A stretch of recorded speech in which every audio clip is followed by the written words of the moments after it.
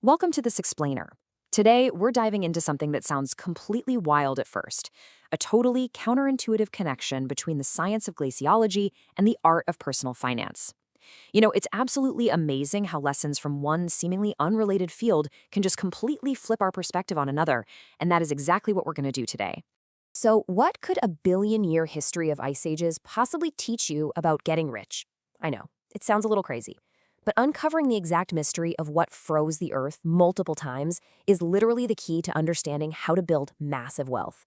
We're going to use the mechanics of an ice age to decode the mechanics of money. Okay, let's start with Section 1, the Ice Age Mystery, Earth's Frozen Past. To set the stage here, it's actually kind of mind-blowing when you think about it. Isaac Newton was calculating the complex movement of the stars hundreds of years before we even grasped the absolute basics of our own frozen planet, mainly because we couldn't drill deep below the surface until fairly recently. By the 19th century, scientists had finally gathered enough physical evidence, giant random boulders and scraped rock beds, to agree that the Earth froze over in 5 distinct ice ages. Then, in the early 1900s, Milutin Milankovitch figured out that gravitational pulls from the sun and moon actually alter Earth's orbital tilt. But it wasn't until a Russian meteorologist named Vladimir Kopin dug into this research that we found the real icy culprit. And Kopin's big aha moment is absolutely fascinating. I mean, you'd naturally assume an ice age requires brutally freezing, just ravenous winters, right? But the truth is way more subtle. An ice age begins simply when a moderately cool summer never gets quite warm enough to melt the previous winter's snow. That's it. Check out how this turns into a totally unstoppable loop.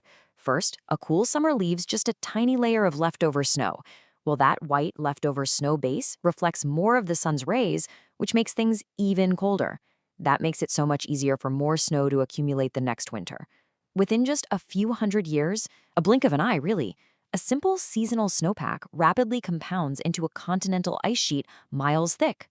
This brilliantly illustrates our core takeaway, perfectly summed up by glaciologist Glenn Schultz. She said, "It's the fact that the snow lasts, however little, that creates the ice sheets. If a little growth serves as fuel for future growth, you don't need tremendous force to create world-altering results. You start with a thin, boring layer of snow, and suddenly the whole planet is covered in ice." Which brings us to Section 2, Warren Buffett's real secret, the power of time.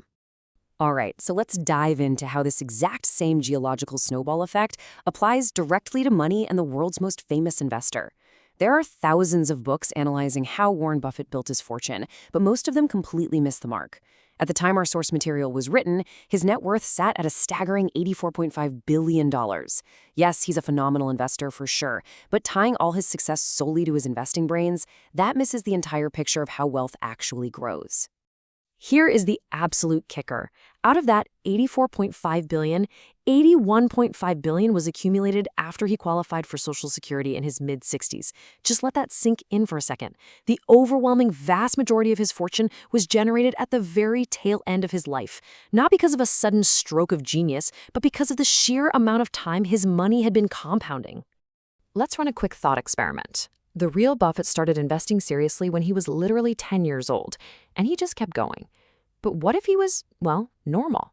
What if he spent his 20s traveling, started investing at age 30 with 25 grand, still earned his insane 22% annual returns, but decided to retire at 60 to play golf?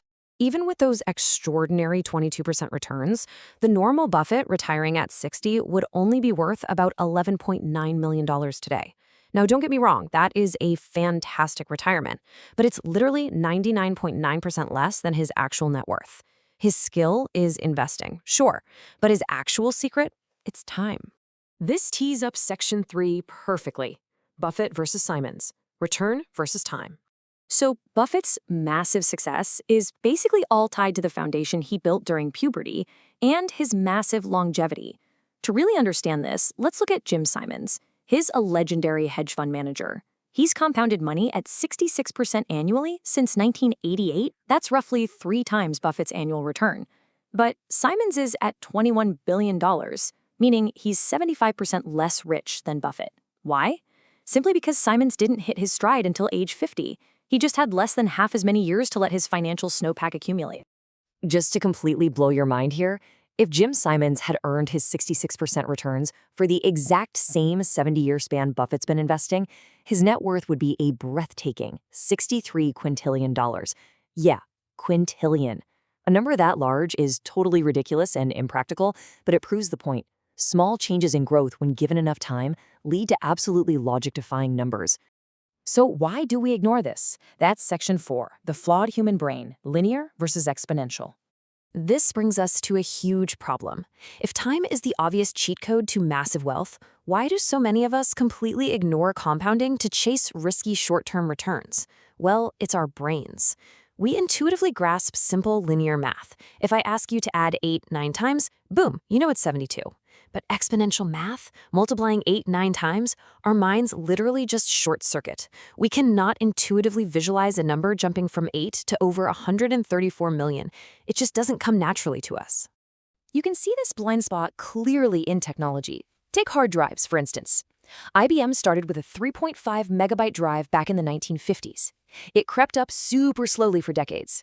And then, wham, things exploded. By 1999, we had gigabytes. By 2011, terabytes. And by 2019, massive 100 terabyte drives. This chart really shows how exponential growth just sneaks up on you.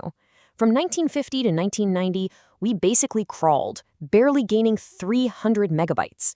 But over the next 3 decades, we gained an incomprehensible 100 million megabytes.